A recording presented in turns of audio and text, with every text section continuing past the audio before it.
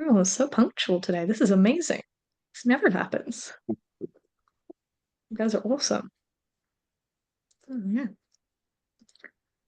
Should we just kick it off, Ollie? Get started? Yeah, well, once you get through your introductions and whatnot, a few more people might join. Sweet. Exactly. Easy. All right. Well, welcome everyone. Howdy, Michael. To tonight's virtual tasting. We're joined tonight by Ross, who is under the name Old Barrelhouse, Hi guys. Ross and David, who might be some familiar faces to some of you. They're obviously from his name, the duo behind the Old Barrelhouse retailer. And they're also the importers of some incredible indie bottlings like Samaroli and Fergus Harris, just to name a few. But tonight we're delving into their very own indie bottling brand, Truth and Consequence. There is no S on either of those, but you might accidentally catch me saying T's and C's for short. It trips me off every time. But I'm really excited to get us into these whiskeys. So I'll quickly go over to the housekeeping before I hand it over. So you guys might have seen our virtual tasting housekeeping video we share in the Zoom link email. Pretty sure I remembered to share it this time. It goes over my usual pointers of please use 6 glasses if you have them. If you don't, no stress.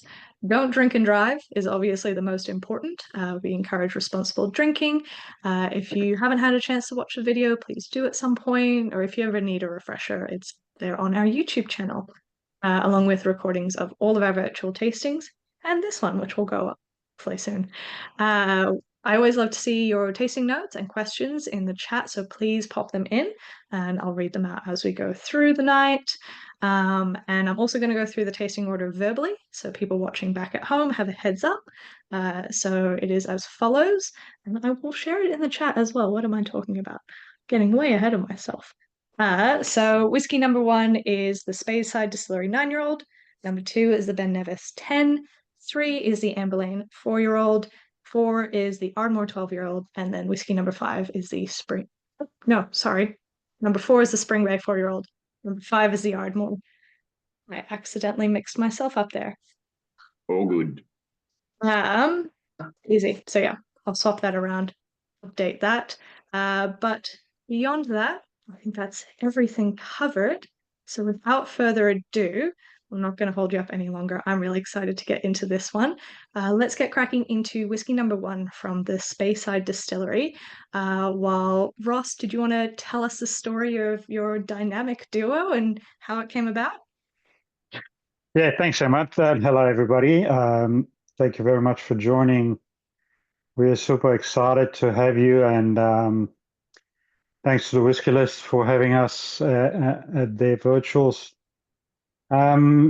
Well, where do I start? Gosh, the story is so long. So, I mean, how long do we have? It's rather interesting. Me and Dave know each other for quite a while.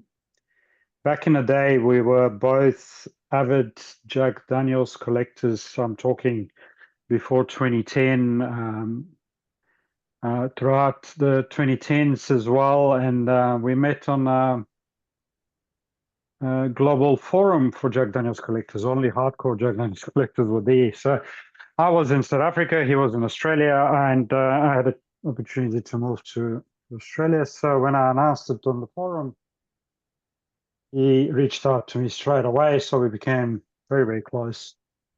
And when I moved to Australia, perhaps we are both very, very passionate about whiskey, and he introduced me to some incredible bottles that he opened of his collection. So we kind of started discovering a lot. And then we discovered back in 2014, actually, Dave, yeah, 2014, we discovered that there's an Australian whiskey industry, although it was very, very small. And it wasn't represented at all anywhere. In fact, you had to go to the distillery it was very, very, very unknown at the time, especially in mainland Australia. And we decided, why not, start researching and perhaps contact all these small distilleries. And we discovered quite a lot of distilleries were starting back then. 2015, 2016 started quite a boom.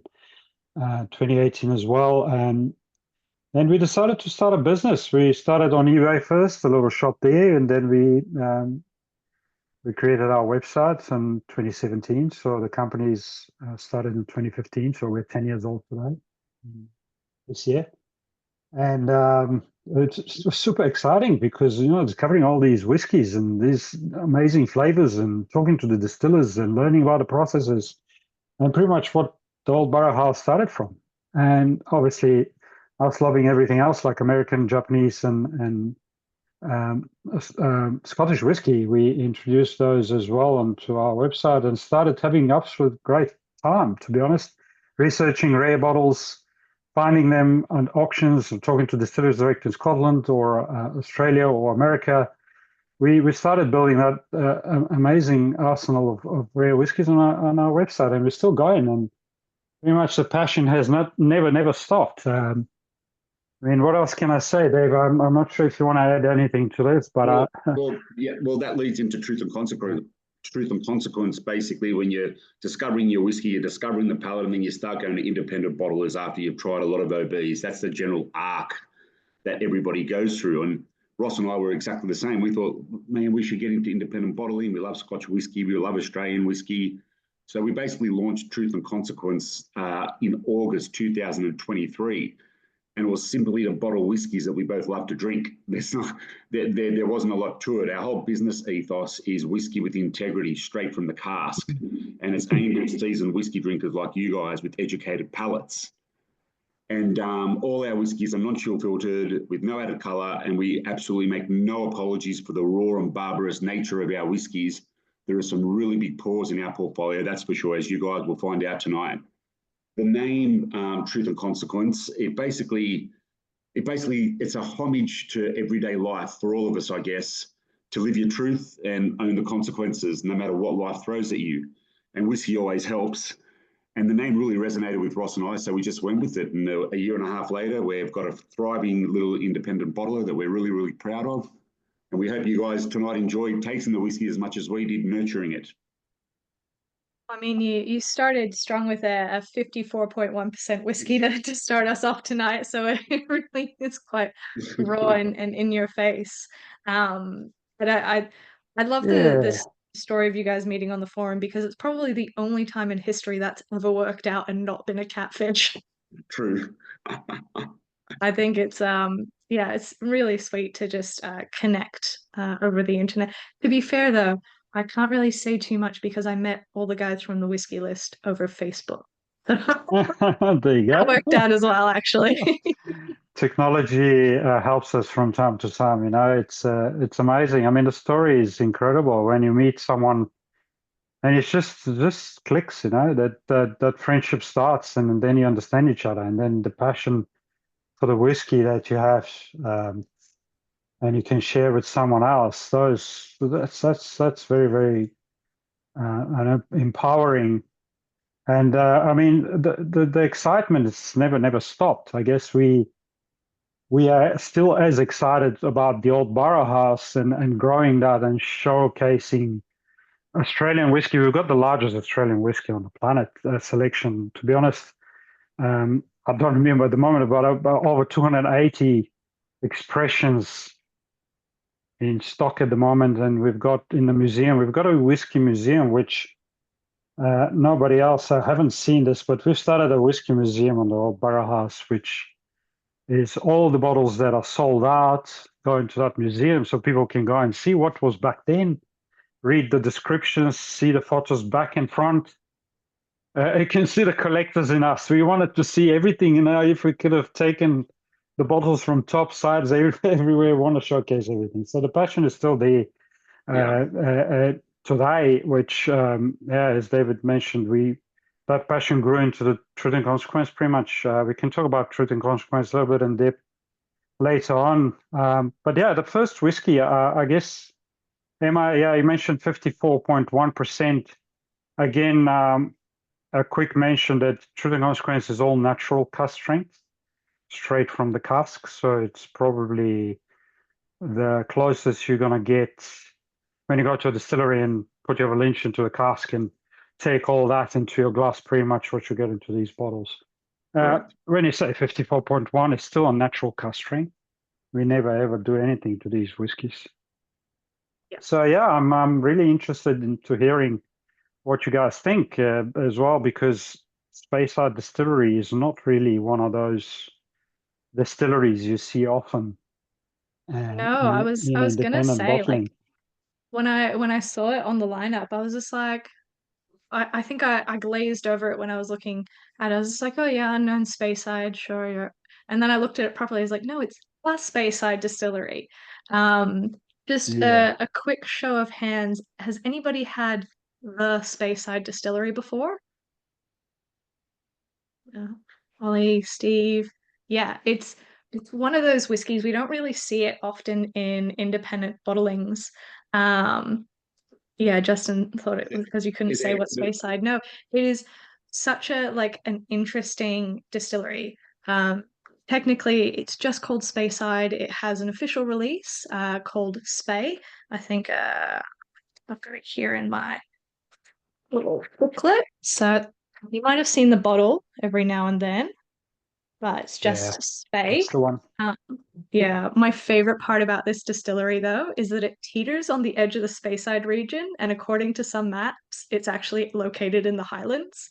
Like the town it's based in advertises itself as being the heart of the Scottish Highlands, because it borders the Cairngorm National Park. So it's like it's a bit of a funny one to really look at, but I think it's absolutely gorgeous. Michael's got grassy heather, honey, citrus, mandarin, clean, crisp, tropical. Yeah, I got a bit of like very Tarek's nice. lemonade, or like when you get lemonade to make lemonade scones, it's that like maltiness but brightness to it. Brendan's getting lots of melon of some sort. Uh, Justin says it's super tropical. Um, yeah, so cool. Yeah, we call it a summer sipper, and because that's what it is. It's bright, it's full of character, it's approachable, very easy drinking, and yeah, we're fans of the Speyside Distillery, where their whiskey is called Spey when they release it. They're a real quiet achiever, and they've won a load of awards. And when we had a few samples sent to us, we jumped on them straight away. And the one that we picked was aged for 9 years and 3 months. Yeah. First for 8.5 years was a Ross in refill bourbon, and then a 9 month finish in first. It's refill bourbon. Yes, refill bourbon barrel, and that barrel was 8.5 years old. And we just came across a first fill bourbon barrel at the same time, because we work with our partner in Scotland. They have a lot of access to good quality casks, and that we are very lucky, to be honest, because to get good quality casks at good prices these days is almost impossible. And first fill bourbon, and we were thinking, having a bourbon cask into another bourbon, what's going to happen there? And the guys there, because they are all in the industry, are consulting with us, and they're like, you know what, just do it, because this particular spirit, this particular distillery will just benefit from it. I'm like, yeah, okay. We don't really want to mess up with the casks. We had about 9 different Speyside tasting kits, tasting bottles, and this really stood out. And we're like, well, we couldn't just leave it, but yeah, it's done wonders, because the color was very pale at the 8.5 years, and now it's become this beautiful yellow bourbony. Yeah. It's amazing. So yeah, that's what we did with this guy, and it's actually 9 and a bit years old. We left it for about a year. No, actually 9 and about 10 months. Yeah, 10 months. We left it in the first fill bourbon barrel. And I get a lot of boiled lollies, orange blossoms, fruit tingles on the palate with the butternut and drying finish. It's super tropical. A lot of these tasting notes are absolutely correct. Yeah, I love Steve's terrific bourbon cask maturation finish. As for a summer sipper, mine is still venturing into autumn and onwards to winter. Absolutely, that is the way to think about it. Doesn't matter if it's a summer sipper, you can still have it in the middle of winter and pretend you're on a tropical beach. Too good. Great notes. Amazing. Wow. Yeah, Awesome. 100%. So yeah, the Speyside Distillery started in 1990, guys. That's fairly recent. I mean, the owner of the the distillery back then sat on it for like 28 years or not before he started actually building and finishing and starting to produce. So in 1990, they started pretty much the first distillation. I believe in 2012, Emma, you've got the book there. It was sold to a group in Edinburgh. I don't remember the name. Harvey's. Yeah, Harvey's of Edinburgh. Yeah, they are, I think, investors from somewhere.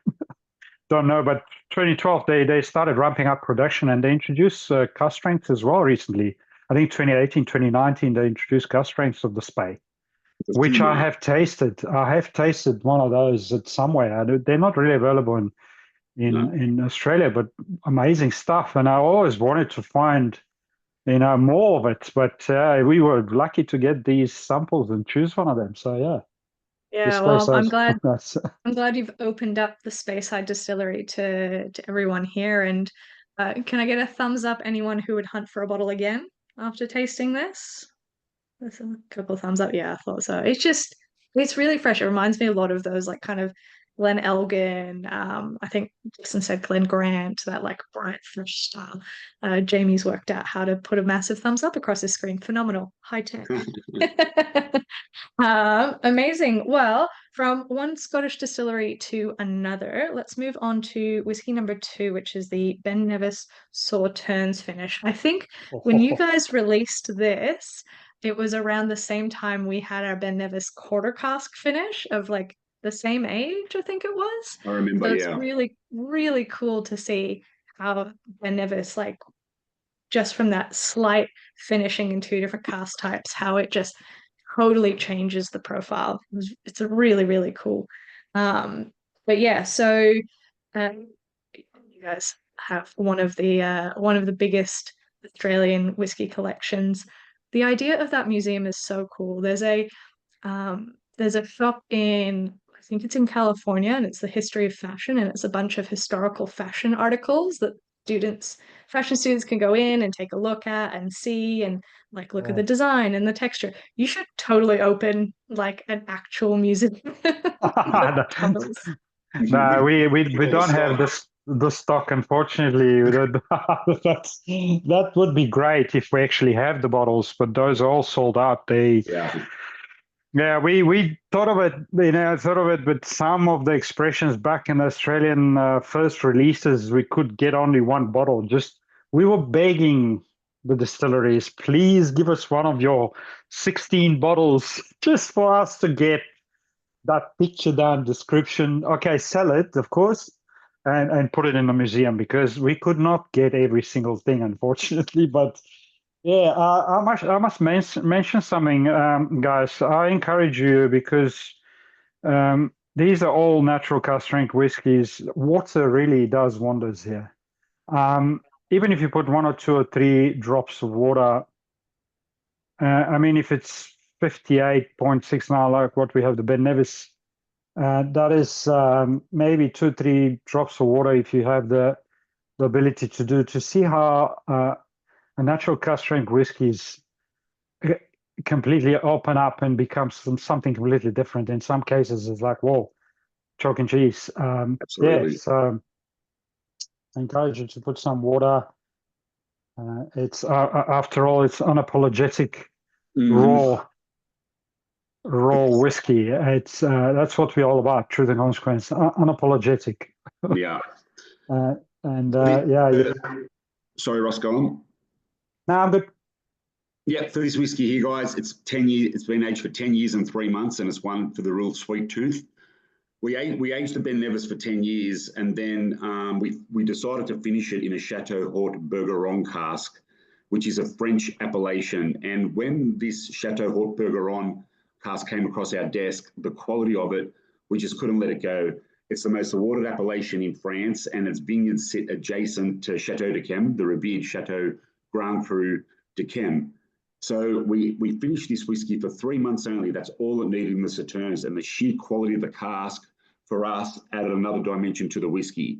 It rounded off the bourbon notes, and it made it super chalky. And we're curious if you guys are getting that same thing that we did. The Ben Nevis funk sits in the background. It's not as grizzle and grunt as a Ben Nevis that you'd normally know. But the Sauternes cask just gives it this malty goodness. It's super bright. Again, it's got fresh orchard fruits and a really beautiful crisp finish. And we'd like to know your guys' opinions on it too.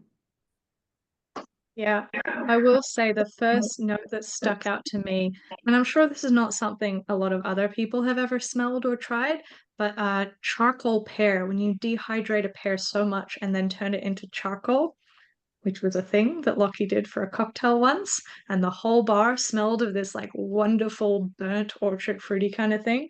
I'm getting a lot of that, which is fantastic. Michael says a funky honey nose, which follows into the palate. Justin is a big Ben Nevis fan. No need for water from my end. Getting big apricot jams and super, super malty. Brendan says it's very nice with a bit of water. And Steve says there's a truckload of IBB Ben Nevises out on the market, but this one really stands out at cask strength. And I think Ollie had a question which he came through earlier. I assume that's kind of what you wanted to ask. I wanted to quickly just give my feedback or a bit of a story, my first experience on this whiskey. So I was at Dave's house whenever. It was last year sometime, I can't even remember when. We're sharing a few whiskeys, but he pulled this out and he goes, just try it. It was blind and it was that burnt. I actually got apricot or even like apricot jams for me. It was an instant punch in the face, but I love my Nevises and he told me this is a Nevis. And I said, I don't believe you. And then you go back to it again and you're like, actually, no, I get it and I get it. But yeah, I've got so many open behind me in storage, but this is probably I finished my bottle in 3 weeks. Like I didn't even share it with friends. It's so good. They've probably the most impressive Ben Nevis I think in the market at this age statement. In a long time. I can't remember the last time I think I got excited about a Ben Nevis. So well done, guys. You guys nailed this one. Cheers, Thank you. That's really. Yeah, super cool. Kind of you, mate. And across another great cask, and it's a fresh Sauternes cask from one of the most awarded chateaus. What? The Ben Nevises are there. We all know Ben Nevises. Ben Nevises. We could have left it in the bourbon, in the refill bourbon barrel. It was quite an active bourbon barrel. Although I don't know how many refills gone through, but I'd say third maybe, because it was quite pale, but very, very tasty. Now, there were so many, at the time we had to make a decision very quickly because the cask was available for a day and then gone to someone else. And it was like, whoa, Ben Nevis in Sauternes cask, that's never been done. And that could turn into a mess. And we asked the guys, what's your experience? And the guy's like, well, I've done a Ben Nevis in white port, probably similar in white port, but I did it for like maybe about 8 weeks. Oh, that's like, and because it's a fresh cask, you can really go wrong very, very quickly. Yeah. So we had to sit on it every few days, Dave. You remember? I was like, please let us know, please let us know. So yeah, we took a real gamble to make something really unique. I'm very, very pleased that this came out well. In fact, Serge did a review on it in whiskyfun.com, and we were like so anxious to hear his view on it because we think it's great, but he's one of the best palates in the world, and it's like, whoa. And he gave it 85 points out of 100, which for this 4 stars for this little IB from nowhere. Yeah. And Ben Nevis in Sauternes cask is something huge. In fact, I remember his comments were like something, whoa, this is, I was expecting it really bad or really good. There's no in between. And he called it performing the perfect triple axel at the Winter Olympics. I remember that line because it's just stuck with me for a very long time. He's a good man, Serge. Getting it tattooed on your right across the back, Emma, right across the back.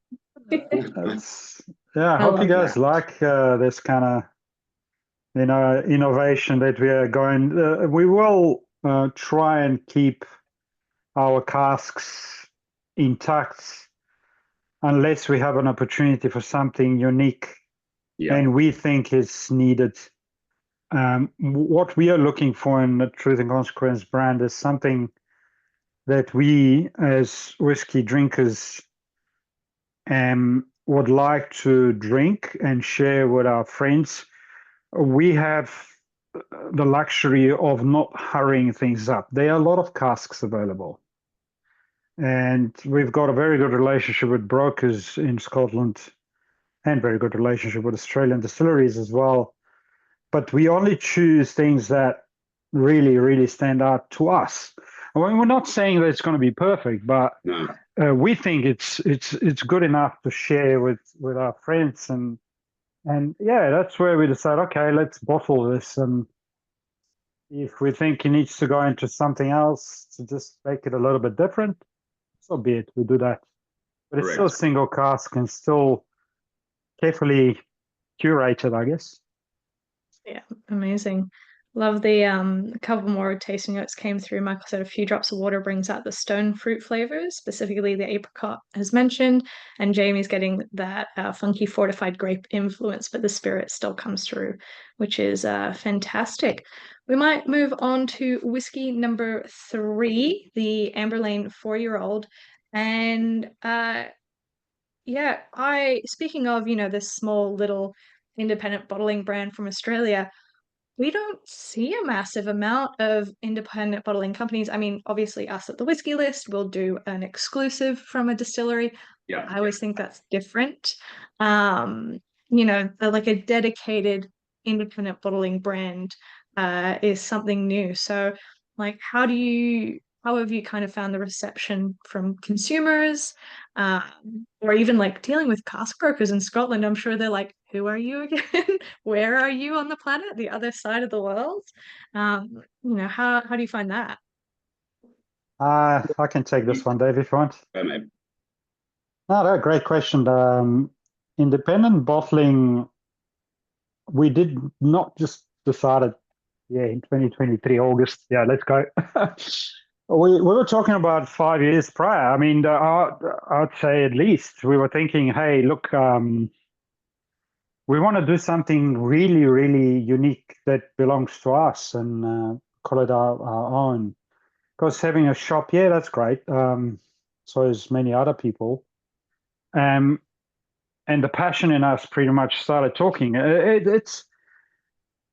It's talking to millions of people. I mean, trying to find companies, trying to find contacts.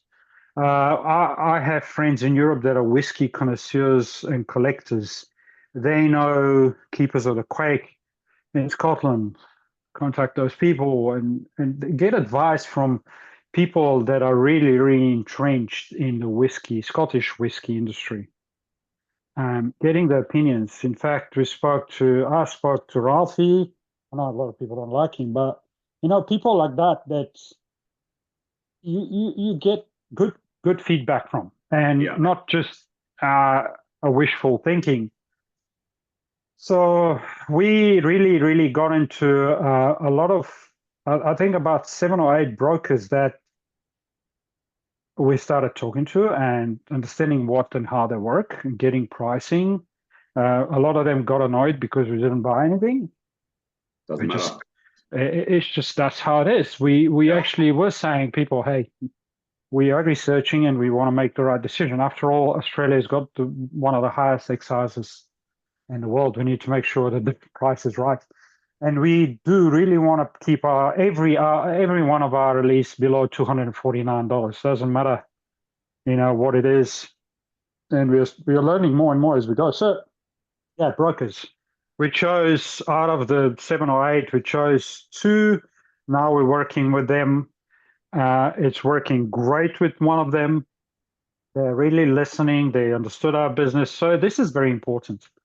They knew that the Scottish whiskey industry, when it comes to IBs, is very, very, very tough. Even, I'm not sure if anybody has heard Cadenhead's presentation in Sydney the other day, but they even disclosed, which is, I wasn't quite sure. I was shocked when they said that it's very tough to work with brokers. And most of the time, the broker comes and says, there's a parcel of 20 casks from that distillery. Do you want it? You need to decide in the next 15 minutes. What is it? A bourbon cask. Okay. What is it? A refill? We don't know. It's some. How much liquid is in the cask? Well, we have to regauge it to see. So all these problems, and you got to decide straight away. Pretty much, that's how we started.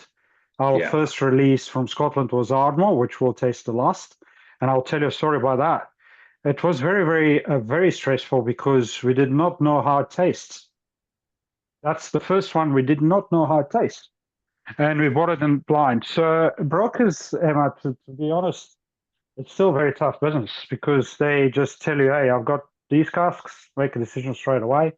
We just say to them, look, we don't want to do that. Send us a sample, and if it's sold, it's sold. We want to choose our whiskey ourselves and make sure that it's whiskey we like and it's quality and we think it's worthy bottling under our label.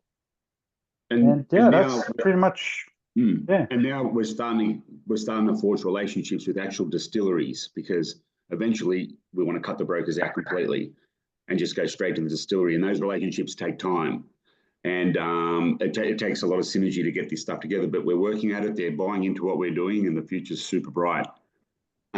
When it comes to consequence, so we're up to the amber lane. Is that correct? Yes, I was going to say, obviously being a little bit more local than some of these Scottish distilleries, and for those in the chat as well, I'm sure Justin has a lot of familiarity with that, like one-on-one contact and relationship you develop with local distilleries. I take it that this bottling came about because of that relationship? That's correct. I think it's important to note that you guys all know, for all our Australian whiskey expressions, we pretty much bottle the whiskey straight from the vessel, whether it's a cask or a barrel, and we use a simple quarter-inch sieve that sits about a metre away from the bottling line that you can hold in the palm of your hand, and that is it. That simple sieve just catches the big sediment and the char and the flecks. Everything else goes into the bottle. You will see in the mornings, if you hold our whiskey bottles up, our Aussie whiskey bottles up to the air, you might see little floaties and little things just floating around, but that's all the good stuff that hasn't been chill filtered out of the whiskey. You give it a shake and it disappears, and that's what makes for a really viscous whiskey. Ross and I, we keep it completely simple. That sieve sits there and everything else goes into the bottle, and that's why our whole ethos is whiskey with integrity, straight from the cask. It's not for everybody. Beginners won't be drinking 60%, 68%, 55% alcohol, but for the seasoned palates like you guys, which is what Ross and I love drinking, that's the angle we went to. There was a little niche in the market, and we haven't looked back. We really enjoy it. Brendan, if I may answer your question, Brendan Davis, those are the big guys. They when we're talking parcels of casks, there's normally the likes of Cadenhead. We can't really do that because we are only a single cask release. We only buy a single cask, which is more challenging than the parcels, because the parcels come in and they they're sold cheap, right? 20 casks, I can, instead of paying a single cask of that distillery £10,000, let's say hypothetically, you pay £5,000 for 20 of that, but you don't know which one of those 20 is good. Normally about 90% are bad, and then they have to go into hospital and then fix it up and all sorts of things. And that's where you see a lot of IBs release vattings of things, which it's that exact thing. I mean, it's not a secret. It's not a bad thing, because that's how the industry is, and Scotland is very vague with when it comes to their qualities. So we only stick to a single cask, and only when we receive the sample, and only when we like it, we lose so many casks. I'm telling you, we have twice a week an email with lists of casks and casks and casks. And there's so many good distilleries that we would love to buy, and they're also affordable. Some of them are very, very affordable, but we can't get to it because, I mean, by the time it's just Yeah, the sample, Justin, to answer your question, the sample size is 200 milliliters, and we paid $250 for that. It's outrageous. Oh my That's how it gosh. is. That's So great. Yeah. Yeah. we'll get back to So you. We'll you get back guys to are you. only getting in like 1 or 2 casks a year maximum. No. We've got more casks. We've got cask aging in Scotland. We've got cask aging here in Australia. With Australian stuff, we often like to buy the new make and nurture it ourselves. So a few of those casks are a few years away. But for the Amber Lane that we're drinking at the moment, by the way, for this whiskey, we just kept it super simple. We targeted Amber Lane's bourbon barrels before settling on a beautiful first fill Heaven Hill barrel from Kentucky. And the bottle marks the first ever Amber Lane whiskey to be matured full term in a single bourbon barrel. And we found it a real treat. And I think I saw a message at 61% it doesn't drink it. Absolutely not. Rod Berry and Phil, they've mastered their craft. Every whiskey's won an award. They do it. Amber Lane's lucky that they had the means to be able to wait for 4, 5, 6 years. Not many distilleries in Australia have that opportunity at all. So when we went there with Amber Lane, we thanked them for letting us just go crazy on their bourbon casks. And this one came along and we sampled it. We left it for a few more months and then it hit the sweet spot and we bottled it straight away. And Ross and I, we get like honey on toast and digestive biscuits and beautiful white chocolate. And I'm keen to hear what you guys think of this actual cask as well. Yeah, I immediately got like praline. You know, there's Giuliero, however it's pronounced, I can't pronounce Giuliere it. or something. Yeah. There's like milk/white chocolate pralines, that kind of lovely nuttiness. Digestive biscuits is a great call as well. Steve says a great balance between the spirit and the Heaven Hill cask, young, vibrant, and biscuity. Monk says it's lively and engaging, leaning towards brightness and sweetness, but still structured and grounded. Loves the aroma. Other Michael S. Great, it's so true. It is so different from the fortified cask releases of Amber Lane. Justin said it's nearly as good as, as Amber Lane. I think they're not comparable. I used to have the bottle up on my desk here for a bit. But he's just jealous. That's all. Don't worry about it. Yeah, but it is so interesting to see with like how it behaves just in that bourbon cask. It is so much, I think, earthier than I thought, and so much more like pastry driven, which is what like a lot of the guys are getting. Jamie's pastry of a vanilla slice, the fancy ones, topped with fruit. Hugh gets cinnamon and brown sugar buns with a hint of dunder. Yeah, super like that lovely mix. Yeah, I mean, I'll see a few comments. Very grain forward. Yes, I mean, a 200-liter barrel in hot climates like Australia, such a volatile up and down. That's where the whole grainy thing comes in. You should ideally leave most of these barrels in such a climate for about 6 to 7 to 8 years, like what's being told. However, we tried, what was it, four different casks. They're all Heaven Hill, they're all bourbon barrels, 200-liter. First fill, so they were very, very different. All of them were very different. It obviously, that's how it is with single casks. And this one kind of stood out with the flavors and more depth to it. Yeah. We have a bit of a, should we tell the secret, Dave? Go for it, mate. We kind of decided, oh yeah, it's nice. I like it. Dave loved it. And then at that exact time, Rod says, hey guys, I've got a very, very good cask that I'm going to be emptying into my own bottling coming. Do you want that cask to maybe finish half of that barrel into? So what we did is we bottled half of that barrel into this release from Amber Lane. The other half went into his Pinot 350 cask. The Pinot de Chiron. Yeah. Pinot de Chiron 350 was released last year sometime. And the rest of the, I think about 106, 7 bottles will be released, finished in 1 year, Pinot de Chiron 350 cask in about August, September. Yeah. And it will be great to see between both what happens, because it's pretty much the same liquid gone into a little bit of a workout. So we want to have fun. Yeah, we want to have fun with it. And when that cask came on, we said, hell yeah, let's do it.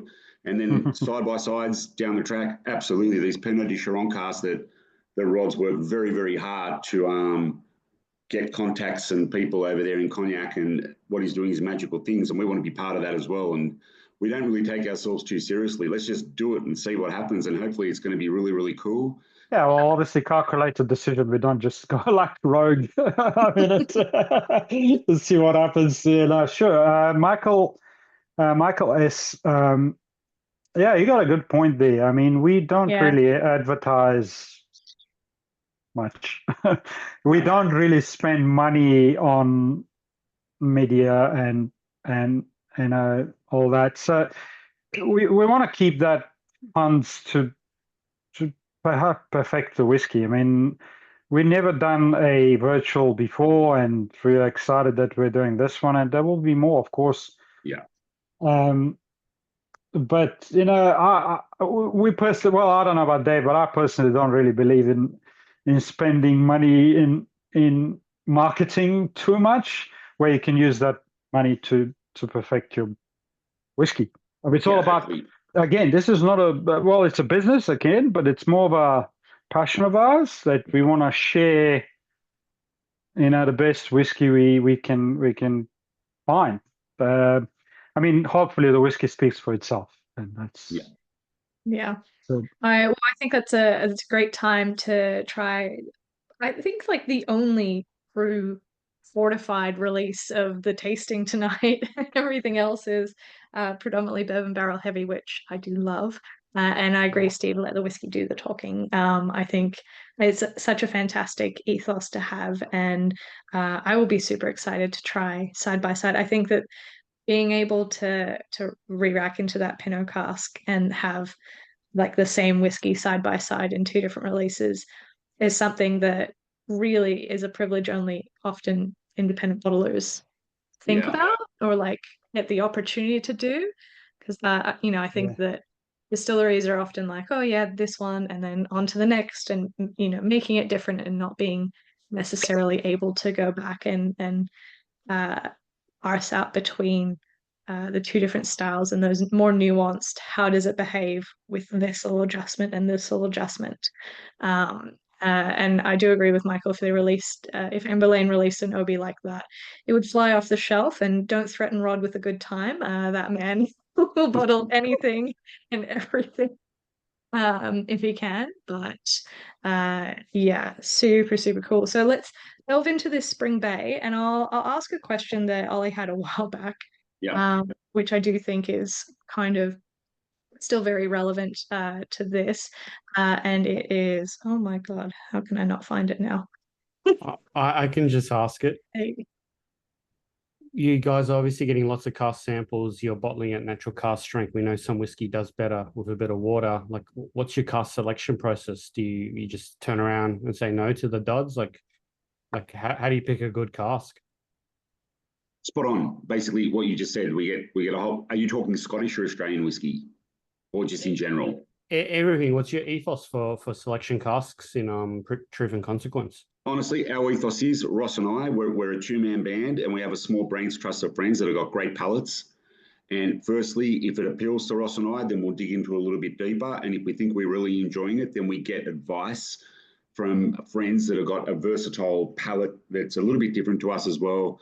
We're open to criticism either way, and it's a collaborative effort. And like Ross said earlier, we're not in a rush at all. We just take our raw time, and we just want to make sure that we're bottling whiskey that we enjoy and we hope our friends will enjoy. And there's a lot of no's.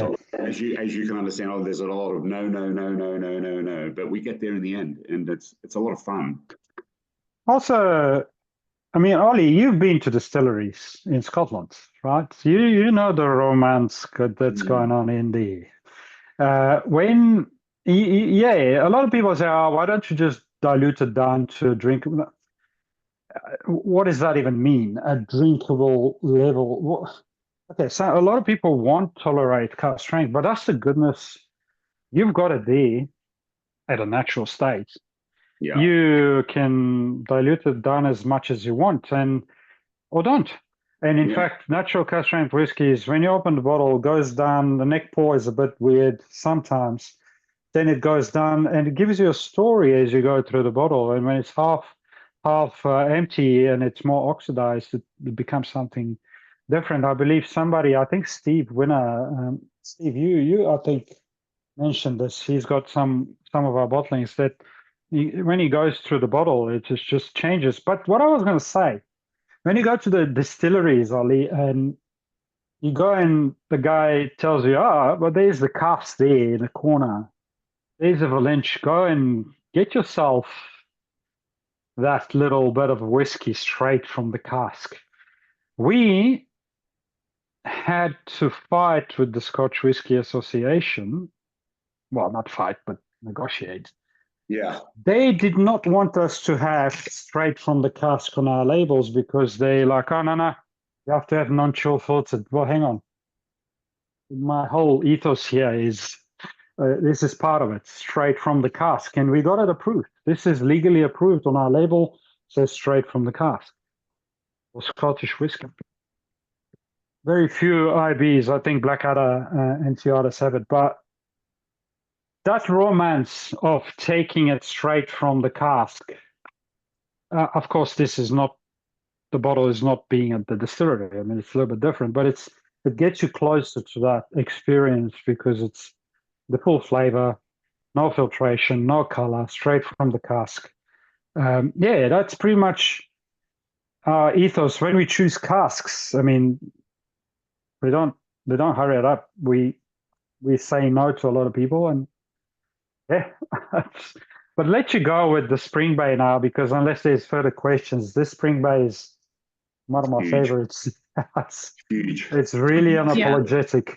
Yeah. It's definitely a big, bold, in-your-face whiskey, and I can completely concur as well about that romantic feeling of, spirit thieving or valenching whiskey from a barrel. I was at Starwood recently and got the chance to go around with the head distiller, and she was just whacking into barrels left and right, and I was just like, this is magical. And if you ever get that opportunity in a distillery, you'll know, and definitely take it. It's super, super cool. But yeah, and this Spring Bay really has that that kind of, it hits you, but not in a bad way. I love Brendan's tasting note. He's getting sweaty leather on this one, and I don't mean it's a bad thing. It's just a different note that I'm drawn to. I fully agree. It's like, when like those farmers who work on cattle ranches and whatnot, that iconic image of an Australian drover in his full leather coat, whatever. It's like being up in that coat.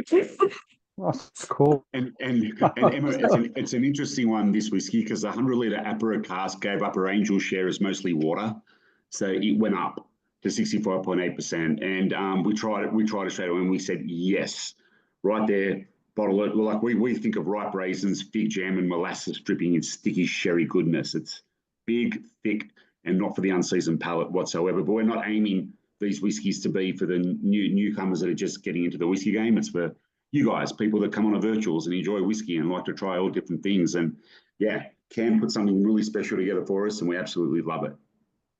Yeah, it's absolutely fantastic. Yeah, and so light toast, what was it? Recoopered 100-litre Willie Smith. Yeah, Willie Smith is in Tasmania. I think he's 4th or 5th generation apple brandy. Correct, maker. He, that Apera, at the time when we asked Cam if he has anything different, he's like, oh, yes, I do. It's like, oh. And he had, look, I've got an Apera cask, but I wanted to bottle it on the Rebon label because he only had one Rebon Apera cask at the time released ever. So this is the second pretty much, but yeah, we convinced him. So this is it. People love it. I mean, when I say 65.8%, and when you taste it, it's not really drinking that. You know, obviously it's full of flavor and it's in your face, long finish and all that sherry bomb and very, very, very flavorsome. But yeah, I love it. It's Yeah. so cool. I will say though, if you haven't met Cam's a bit of a softie. He's such a sweetheart. So I have no doubt that you managed to bowl him over and be like, "We need this. You don't understand." I've never heard him raise his voice ever. I know, me either. No. Yeah, I've seen him a few whiskeys in before, and he's just happy to see people. It's adorable. But yeah, I completely agree as well with Steve's. Tasting notes: treacly, syrupy, sherried goodness. Be frugal when adding water. Also, thank you for summing up my weird tasting note: dry as a bone coat. Yeah, it's just that like that warm, leathery, yeah, and that sweaty sweetness and stuff. Mine says big red fruit in your face. Initial flavor was boiled lolly and turned into red plums and nectarines. Still very enjoyable, and the high ABV doesn't even come into it.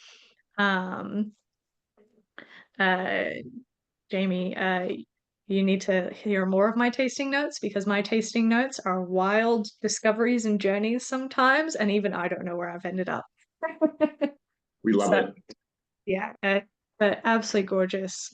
And I think before we move on to the next whiskey, Ollie's got another question as a follow-up. This is more of a fun one, and it's for each of you. If money wasn't a concern, which distillery would you like to bottle? What's your like ultimate distillery that you love to bottle? You go first, Ross, because you know mine. Or I'll start with mine. For me, Man, Australian or anything. anything. Well, let's go, Scott. Australian. In Australian, we can bottle anything, and it definitely is not going to be a lot of money, but Scottish, gosh. For me personally, Octomore, all the way. Bruichladdich, Octomore, straight away. Bruichladdich, you're talking, yeah. Absolutely. Man, I'll go Lefroy, but I don't really look. I love Lefroy, especially in fortified. But I'll go something like, which I recently start educating myself about. It's all these distillers that we don't really know much, but Glenlossie and Glen Elgin and Mortlach, I've tasted some belters, and they are super tasty stuff. It's yeah, but you can't just really. Lefroy probably will be my choice if money wasn't, and of course, if there's any old cask of Aurora Clondish, the waxiness of that stuff is just, I love it. But yeah, Hey, Ross, let's throw it back to Emma and Oliver. What about you two? I think I know Emma's. Go. Yeah, it would, you know what? I would want to bottle a Lechaig that reminds me of the unicorn whiskey that made me fall in love with the brand. It was an 18-year-old full maturation PX sherry Lechaig by Wilson and Morgan, and I still think about that whiskey to this day. So I would probably do a Lechaig, something in that vein if I could. What about you, Ollie? Probably a Lagavulin because they just seem to, or Ardbeg, just they're the hardest Islers to get across. Like obviously you can get Williamson. There's a lot more Bruichladdich out in the market, but a lot of them are privately owned. But those two distilleries, no brainer for me. No one can afford the Bowmores anymore, so no. The McCullens or the Springbanks. Don't worry about that. No. Yeah, I will say though, your comment on Clynelish and Brora, you got to start having blank checks just to get your hands on a good Clynelish of age nowadays. You'd be surprised. I've seen it on the lists, and it makes sense. Yeah, depends who you're talking to. I mean, you got to obviously spend $400,000-500,000 on a hogshead, which has got probably 80 liters in it. But again, yeah, that's how it is. Yeah. Single casks. We do import, sorry, another brand. I'm not going to name the name, but they are very much into single casks of very high-end distilleries like that. And the bottles are $2,000. But it's a single cask of Springbank, for example, and it's good age statement, and it's expensive. Yeah, and especially with the current world economic climate at the moment, these big expensive bottles are very difficult to pretty much convert because everybody's struggling. We're all still drinking alcohol, but we're all watching our pennies as well. It's just the state of the world at the moment, I guess. And yeah, Ross and I, when we launched Truth and Consequence, it was when the economy started turning. But like Ross mentioned, we just didn't launch it on a whim and a prayer after 2 months of looking around. It was 4 or 5 years in the making. We needed to navigate the ins and outs of the Australian whiskey was fine, not a problem. We live here, it's all good. But with Scotland, like Ross mentioned, the SWA, we needed to navigate the ins and outs of Scottish whiskey. You need a bottling house over there. Everything needs to be approved. The whiskey needs to be bottled over there. It needs to be shipped here. It's a long, arduous process, and it took us a while. But we, like Ross said earlier, we took our time, and we've nailed the process now. And taking our time back then is paying off now. And it's very kind of you. So nailed it is not the exact word, but you're still working on nailing it. Still. Yeah, no, it's still work in progress. Getting better at the dance. Yes, yeah. Absolutely. Anyway, what do you guys think of... there's more messages here. I'm thinking there's no messages there. People are... All right. It is an absolute winner, hardcore. But yeah, we'll move on to the final whiskey of the night. We'll talk a little bit about this, and I'll run the poll, and I will also share with everyone. We have a lovely discount code for the bottles, and we actually have all of the bottles available for tonight, which is fantastic. Normally this doesn't happen, so yeah, super cool. We'll move on to the Ardmore and tell us a little bit about whiskey number 1, the first one you launched. The first Scottish one. Yeah, I'll take that. No worries. As I mentioned earlier, this was a blind buy. But what happened is the broker, we were just getting to know that broker. And it was, 6 months or 7 months in the conversations. They were very, very nice, and we keep saying no this, no that, and eventually this Ardmore, the guy goes, look, I understand what you want, what you're trying to achieve. I understand that this is going to be your first purchase, and it's very, very scary. And I'm like, hell yeah. But I've got an Ardmore cask. I'm like, who? And I haven't had Ardmore much. I said, look, I've sent you one sample already. So I received it in 3 days. DHL, awesome. I'm tasting this thing, and I'm like, hang on, is this sherry? Because the color is a little bit dark, and it was 200 ml. And I can't pinpoint. He goes, right, look, I found the information about it because he didn't know what it was. It was just a bourbon cask. And he's like, it's a refill bourbon barrel.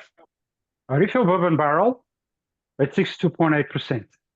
It was actually 63 point something, but it went down by the time we bottled. And it's so much money. I'm like, what? That's like very cheap. Why is it cheap? What's going on? I'm starting to think now. No, it's half full. I'm like, oh no, I don't want that. I don't want that. No, half full. Why is it half full? Must be evaporating. It's like, no. There's photos of the cask. It's not leaking. It's not broken. Nothing. I'm like, so why is it half full? And he let me into a secret that I was like, what, is this a thing? Ross, Ross, before you say the secret, can any of you guys guess what Ross is about to say of why the cask was half full? Oh, that some people know. I think Steve shut up. Yeah, Steve knows. Steve's got all the secrets.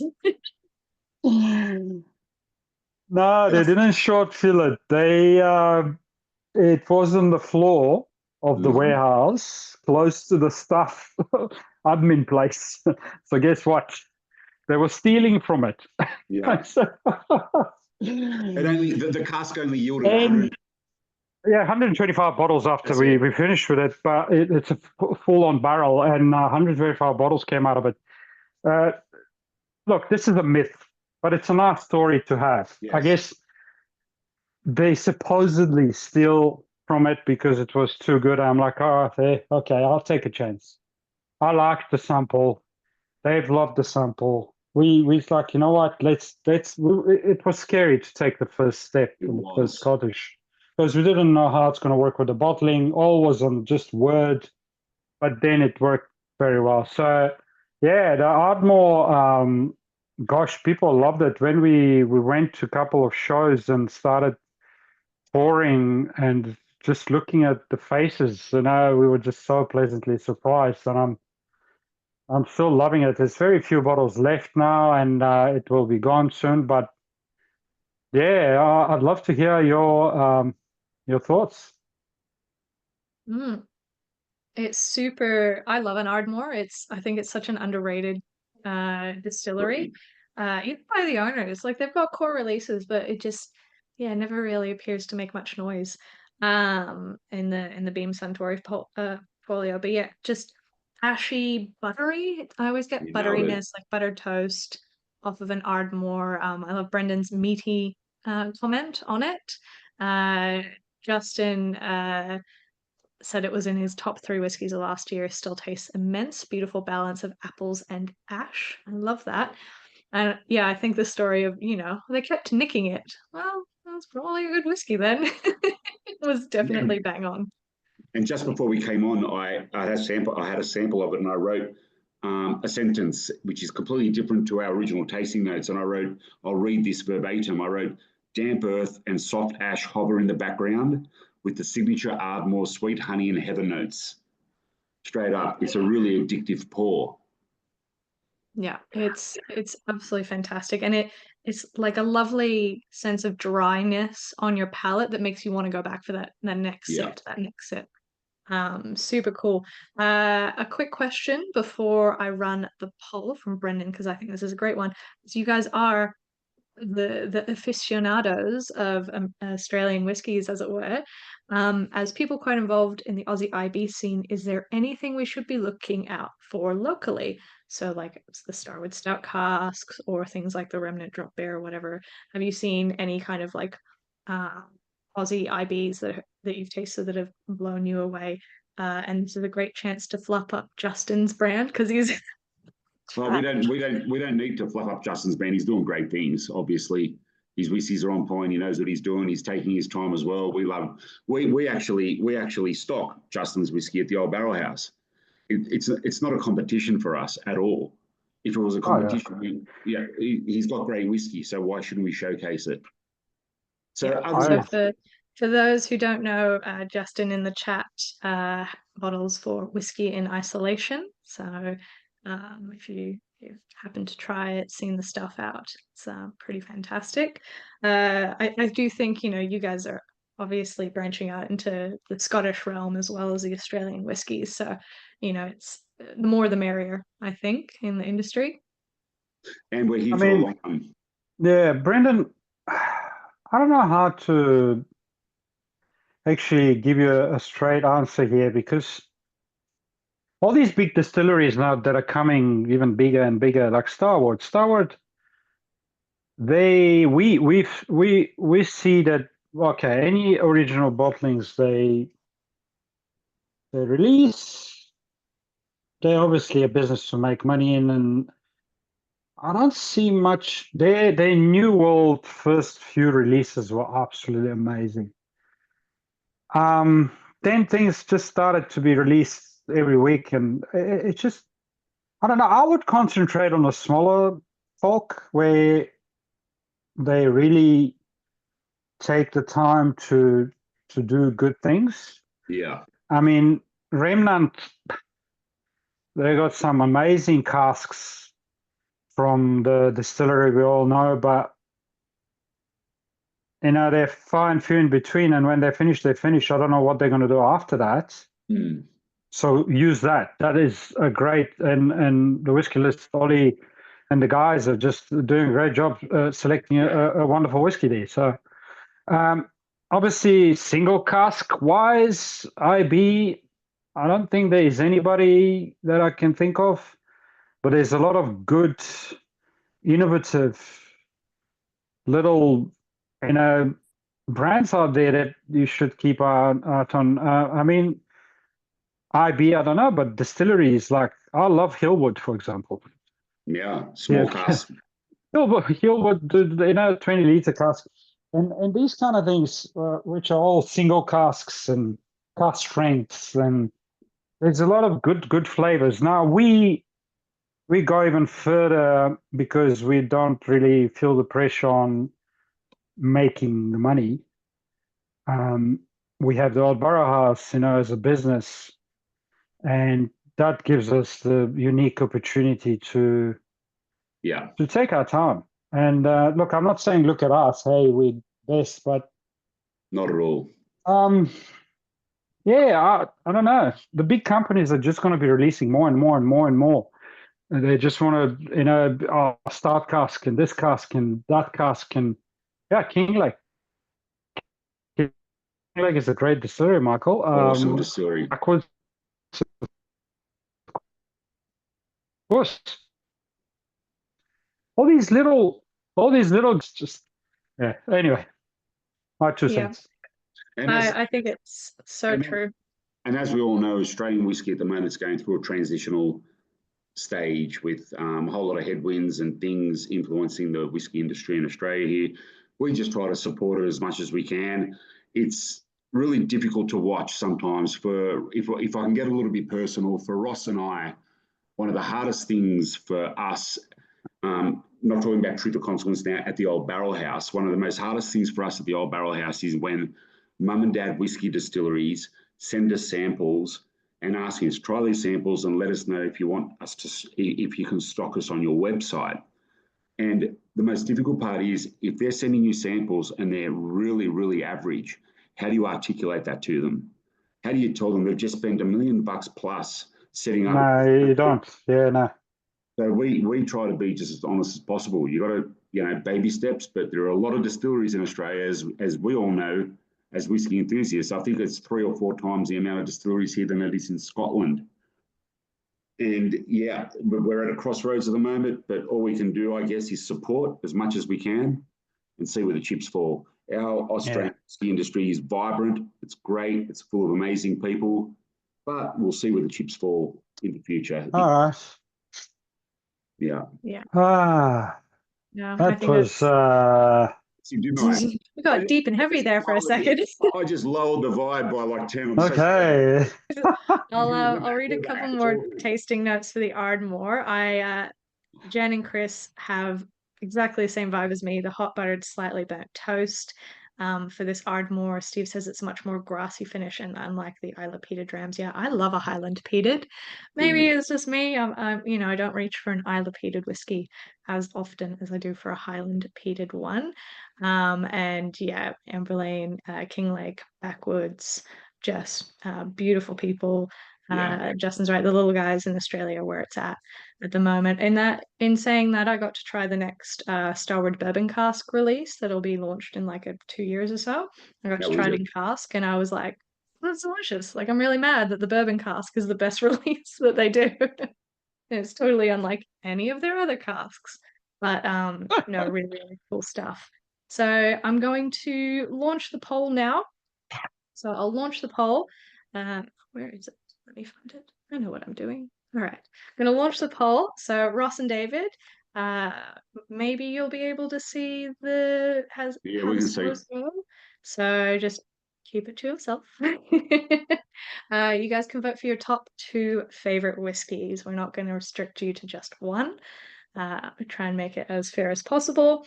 And in the meantime, all of these whiskeys are up on the website, and we have the code TC10 So if you are interested in buying any of these whiskies, if you pop in the code TC10 at checkout, you get 10% off, which is thank you to Ross and David for sorting that for us and getting us a lovely little discount on these whiskies. But yeah, I think, was there one more question from Ollie? Ollie's always coming in with the questions right at the inconvenient times.